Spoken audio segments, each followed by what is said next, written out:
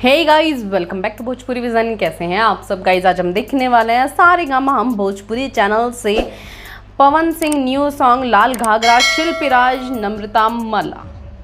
तो चलिए यार देखते हैं कैसी वीडियो होने वाली है। ओरिजिनल वीडियो का लिंक आपको एज यूजुअल डिस्क्रिप्शन में मिल जाएगा, जाकर एक बार ज़रूर चेक करना। तो चलिए यार वीडियो शुरू करते हैं, फिर उसके बारे में बात करेंगे। लाल घाघरा, लाल घाघरा,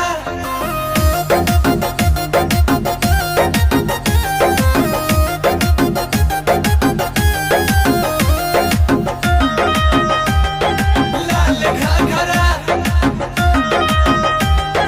लाल घाघरा। गाँव टोला कस्बा हिलैलु गली गली, देखो तो बहु के लोगवन में मच खला बाली।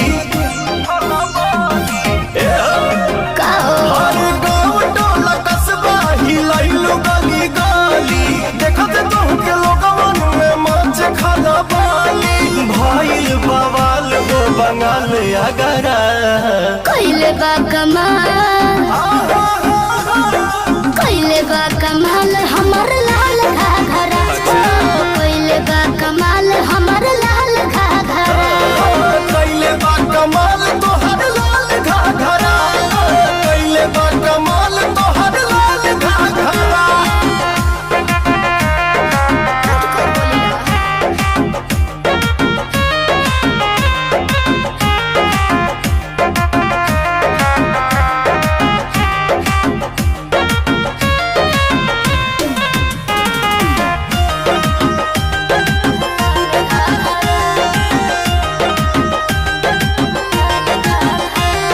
हमरा लगे चले न पैया होय उड़न बाज हम चिड़ैया हो।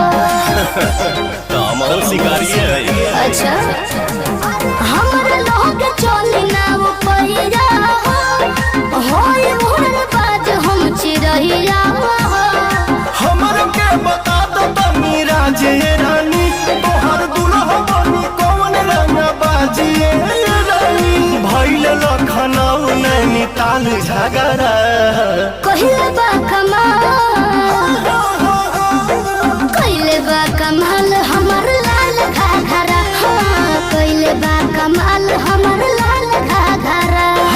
कैले बा कमाल तोहर लाल घाघरा, कैले बा कमाल तोहर लाल घाघरा। लाल घाघरा, लाल घाघरा।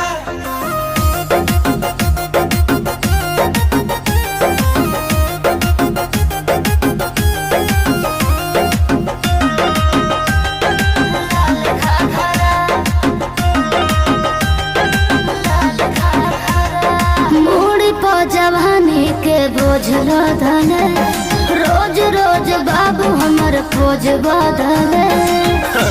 बदलत रहा। अच्छा, अरे मूड़ी पो जवानी के बोझ लदले, रोज रोज बाबू हमर पोज बदले। अरे लफुअन में लफड़ा करा दे भूका, हो गोलियां भाल चलवा दे भूका। बुढ़ाओ कहेला तोहके माल तगड़ा, कहिले बा कमाल हमर, कहिले बा कमाल हमर लाल घाघरा, कहिले बा कमाल हमर लाल घाघरा। कैले बा कमाल तोहर अरे लाल वाह। घाघरा, कैले बा कमाल तोहर लाल घाघरा।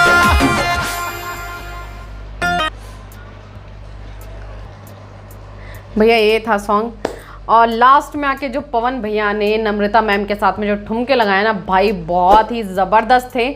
और पूरा गाना यार बहुत ही अमेजिंग है, मतलब सॉन्ग बहुत ही है। बेस जो है वो लाल घाघरे पे है। तो बाकी मुझे तो इसकी ट्यूनिंग सबसे बेस्ट, मुझे इसका जो ट्यूनिंग लगा है, मतलब म्यूज़िक इसकी काफ़ी ज़बरदस्त है। और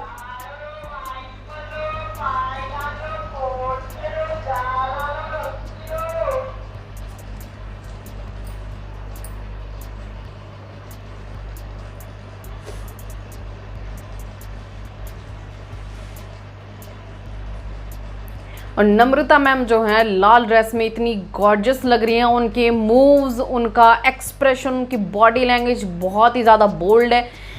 एज पवन भैया की जो सॉन्ग है उसके कंपैरिजन में ये काफ़ी अच्छा है। जो प्रीवियसली सॉन्ग हमने सुने हैं उस हिसाब से ये मुझे बहुत पसंद आया है। ये भी एक आइटम सॉन्ग टाइप ही है बट अच्छा है, इतना ज़्यादा कुछ मतलब जिस तरीके से हम भोजपुरी में आजकल देख रहे हैं क्या ट्रेंड चल रहा है उस हिसाब से ये काफ़ी अच्छा सॉन्ग है। बहुत ही मतलब नॉर्मली लोग आप घर में बैठ के इसको सुन सकते हैं, शादी पार्टी म्यूज़िक में इसको एंजॉय कर सकते हैं। तो बहुत ही ज़बरदस्त ये गाना मुझे लगा है।